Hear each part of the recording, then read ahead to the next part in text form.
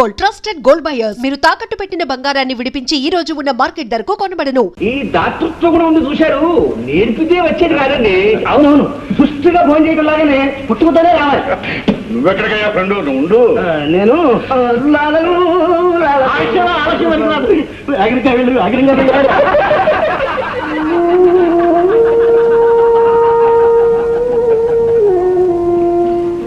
ఏం సీత గారు అతిథులు అలా కూర్చోబెట్ట మర్యాదగా ఉంటుందా?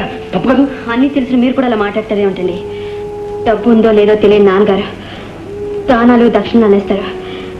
నాకు ఇప్పుడు ఏం చేయాలో తోచడం లేదు. అలాంటి సమయంలోనే నమ్ముకోవాలి డాల్డా డబ్బాని. ఇంకేం ఆలస్యం చేయకండి. ఇప్పుడు వాళ్ళు తొందరగా తాంబూలాలు ఇచ్చి మరచిపోతే రాత్రి భోజనాలు కూడా వాళ్ళు రెడీ అయిపోతారు.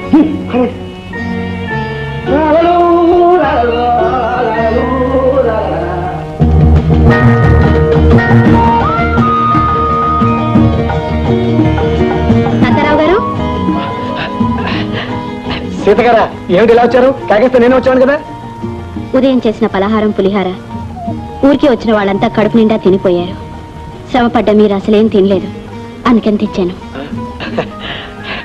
చాలా థ్యాంక్స్ అండి. ఈవేళ మీ చేత వ్రతం చేయించి నలుగురికి భోజనం పెట్టడంతో మీ నాన్నగారు చాలా ఆనందంగా ఉండుంటారు. ఆయన ఆనందం కోసమే తలకు మించిన బరువు నెత్తినేసుకుంటున్నాను. దాచిపెట్టిన డబ్బు కాస్త ఖర్చయిపోయింది. అమ్మ నగలు కూడా ఒక్కొక్కటిగా తాకట్టుకుపోయాయి. ఎంత ప్రయత్నించినా నాకు ఉద్యోగం దొరకటం లేదు. ఇలాంటి స్థితిలో అండగా మీరున్నారు కాబట్టి సరిపోయింది. కానీ నేనుండటం మాట అటుంచండి. మీరు మా రేడియో స్టేషన్ జాబ్ కోసం ఒక అప్లికేషన్ పడేయండి. ఒక సీట్లో ఉన్న వ్యక్తి తరచు దగ్గుతున్నాడు. పోయే సూచనలు ధారాళంగా కనిపిస్తున్నాయి. అది మీకు వచ్చి ఏర్పాటు చేసేస్తాను. తాతారావు గారు, మీ రుణం ఎలా తీర్చుకోవాలో నాకు తెలియటం లేదు. ఏముందండి, మీరు చేసే పులిహోర గారెలు రోజు తీసుకొచ్చి నాకు ఇవ్వండి. నేను లోపల తోసేస్తుంటాను. లాలలో లాలలో లాలలో లాలలో లాలలో. ఏమిటండి?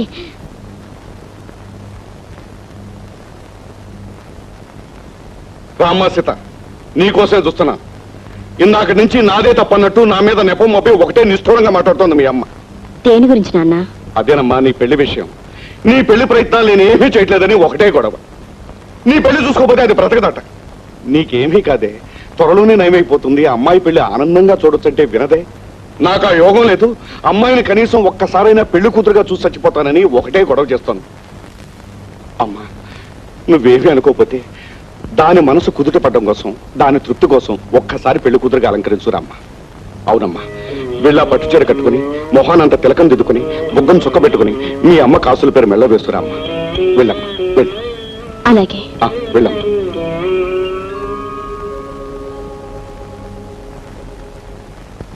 వస్తుందివే, ఇక నుంచైనా దిగులుగా దేనిగా చూడటం మానవే. ఏవే, నీ మంకుపట్ట వల్ల మన అమ్మాయిని పెళ్లి కూతురుగా చూసే యోగం నీకే కదే, నాకు కూడా కలిగిందే. వస్తుంది వస్తుంది.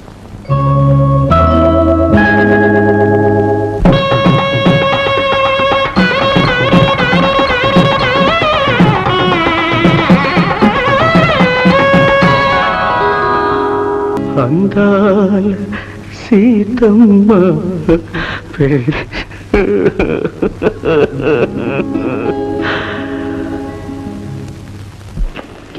ఏమండి? ఎవరు బాబు నువ్వు? ఎవరు కావాలి? ఎవరు బాబు అనే ప్రశ్నకు జవాబు నా పేరు మోహన్ బాబు.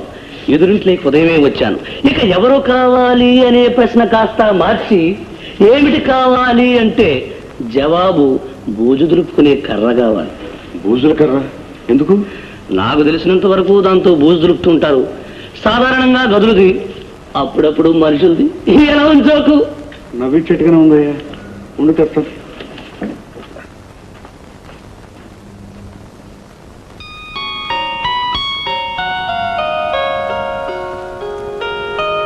ఇదిగో బాబు బూజుల కర్ర.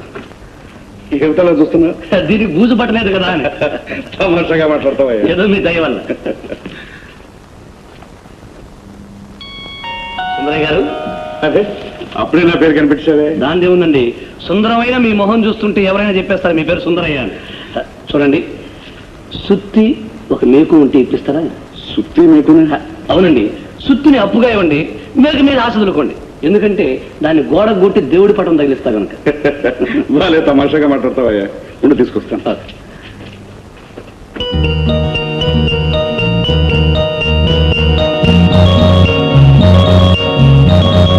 ఏమిటో ఎలా చూస్తున్నా?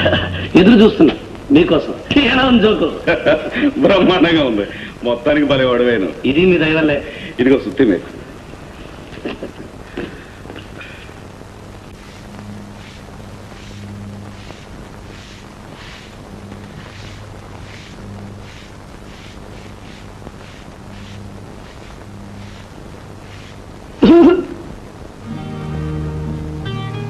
దగ్గటం నాకు అలవాటు కాదు, హాబీ కాదు. దగ్గేటంత అనారోగ్యం నాకు అసలే లేదు. మీరటు తిరుగుంటే పేరు తెలియక మరో దారి లేక దగ్గాను. మీ పేరు? సీత. మీరు? రావణాసురుని మాత్రం కాదు. కంగారు పడద్దు. ఎలా ఉంది జోకు? ఓ, మీరేనన్నమాట నాన్నగారు చెప్పిన ఆయన. ఎదురింట్లో కొత్తగా దిగారు కదూ? కాదు, వచ్చాను. దిగటానికి అది నుయ్యి కాదు, గొయ్యి కాదు, ఇల్లు. చూడండి, మీరు అలా చీపురు పెట్టుకుని నేను అలా సుత్తి పెట్టుకుని మాట్లాడుతుంటే చూసే వాళ్ళకు మాత్రం ఏదో పోట్లాడుతున్నావు అనుకుంటారు. కూర్చోండి, నాన్నగారిని పిలుస్తాను. వద్దు, నేను కూర్చోను, మీరు పిలవద్దు. కారణం టైం అయింది, ఆఫీస్కి వెళ్ళాలి. మరి ఇంటికి మీరు వచ్చింది? నిజం చెప్పమంటారా, అబద్ధం చెప్పమంటారా? ముందు నిజం చెప్తాను, నచ్చకపోతే అబద్ధం చెప్తాను. దండం పెట్టుకోవడానికి దేవుడు ఫోటో గోడ కొట్టాలి కదా, అందుకని సుత్తి పట్టుకెళ్ళాను. తిరిగి ఇవ్వడానికి తీసుకొచ్చాను. ఇదిగోండి మీ సుత్తి. నిజం చెప్పారు, మరి అబద్ధం ఏమిటో? మిమ్మల్ని చూడటానికి. ఎలా ఉంది జోకు?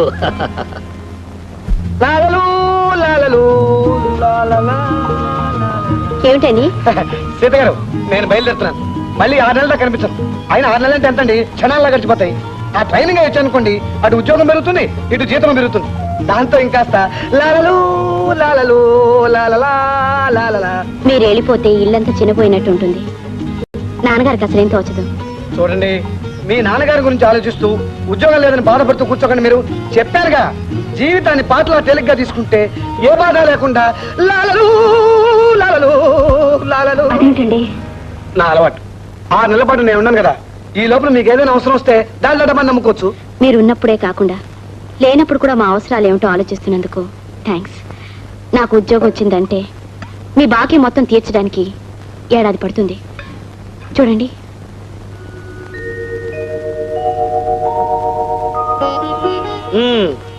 చాలా శ్రమపడి రాశారు కానీ మీరు నా బాకీ తీర్చరు. అంటే ఎగ్గొడతానా? కాదండి, అసలు తీర్చే అవసరమే రాదు. అదేమిటండి? అదంతే, మీరు నా బాకీ తెచ్చరు. ఎలా చెప్పగలంటారా? అది సస్పెన్స్. ఏదో రోజున జజ జజా అని తెర తెరుచుకుంటుంది, విషయం మీకే తెలిసిపోతుంది. వస్తానండి. లాలలు లాలలా లాలలు లాలలా లాలలు లాలలా. ఫ్రెండ్, మళ్ళీ 6 నెలల దాకా కనిపించు. రావయ్యా, కాసేపు కవులు చెప్పుకుందాం. నేను వస్తా ఫ్రెండ్. అవతల ట్రైన్ టైం అవుతుంది. ట్రైన్ ఒక టైం ఉంటే కావడానికి ఈ ఏడాది రావాల్సిన ట్రైన్ వచ్చే ఏడాది వచ్చినా ఏమీ ఆశ్చర్యపడక్కర్లేదు. అవును, బొంబాయి నుండి పార్వతికి నాకు ఏం తెస్తావయ్యా? తెచ్చేదేమిటో ముందుగానే చెప్పేస్తే దాని మీద మోసు తగ్గిపోతుంది ఫ్రెండ్. నేను వస్తాను. ఏమిటయ్యా ఫ్రెండ్, దాంతో ఒక మాటను చెప్పకుండా వెళ్ళిపోతావు? అరే, మర్చిపోయాను. అమ్మగారు, నేను వస్తాను. అదేమిటయ్యా ఫ్రెండ్, అది ఆ కుర్చీలో కూర్చుంటే ఆ ఖాళీ కుర్చీ కవులు చెప్తావుటయ్యా? అమ్మగారిని చూస్తూ వెళ్ళిపోతున్నాను చెప్పడం బాధగా అనిపించి వస్తా ఫ్రెండ్. పార్వతి, మన తాతారావు రైలుకి బొంబాయి వెళ్తున్నాడు. లాలలు లాలలు. డబ్బా డబ్బాలతో బయలుదేరారు. ఊరెళ్తున్నారా? లేకపోతే ఊరికి విడితే ఎందుకు కడతామండి? కాఫీ జోకులా ఉంది. అప్పుడప్పుడు టీ జోక్ కూడా వేస్తుండండి. ఎలా ఉంది జోకు? నేను నవ్వేస్తాను అనుకోండి, కానీ లోపలికి వెళ్తున్నాను. అక్కడ ఏం జోకులు పడతాయో ఏమిటో కాస్త చూసుకోండి. నమస్కారం సుందరయ్య గారు. రావయ్య జోకులు బాబు. తాతారావు పోయాడు, ఏమిటో ఎలా రా దేవుడా అనుకుంటున్నాను. సమయానికి నువ్వు వచ్చావు. ఏమిటి ఆఫీస్ లేదా? లేకపోవడం ఏంటండి, 20 ఏళ్ళుగా ఆఫీస్ అక్కడే ఉంది. తుఫాను భూకంపం రాకపోతే ఇంకొక 20 ఏళ్ళు అక్కడే ఉంటుంది. ఎలా ఉంటుంది? బ్రహ్మాండంగా ఉందయ్యా. ఏమిటయ్యా జెండాకి ఎలాగ నిలబడ్డావు? కూర్చో. అలాగేనండి. నీకు మతికన పోయిందా? కొడుకుగా చూస్తున్నాం కదా అని చెప్పి సరాసరి వెళ్ళి మా ఆవిడలో కూర్చుంటావా? నీకు బుద్ధి లేదు? ఆవిడ ఎవరండి? అవునయ్యా, నా భార్య పార్వతి. పారు, నేను చెప్పాను చూడు జోకుల అబ్బాయిని, ఇతనే. ఏమిటి మనిషిని చూస్తేనే వస్తుందా? ఏమిటి పారు, లేచా? ఎక్కడికి? కూర్చో. వస్తారండి. ఏమిటయ్యా ఏదో పాపకించుకుని వెళ్ళిపోతా. కూర్చో.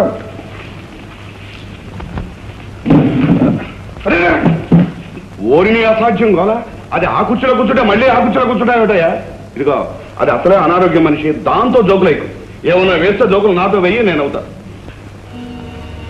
వేస్తా అదిరిపోయి జోకేస్తా, అప్పుడు నవ్వుతారు కానీ. అన్ని పెద్ద మాటలో వింత చేస్తా.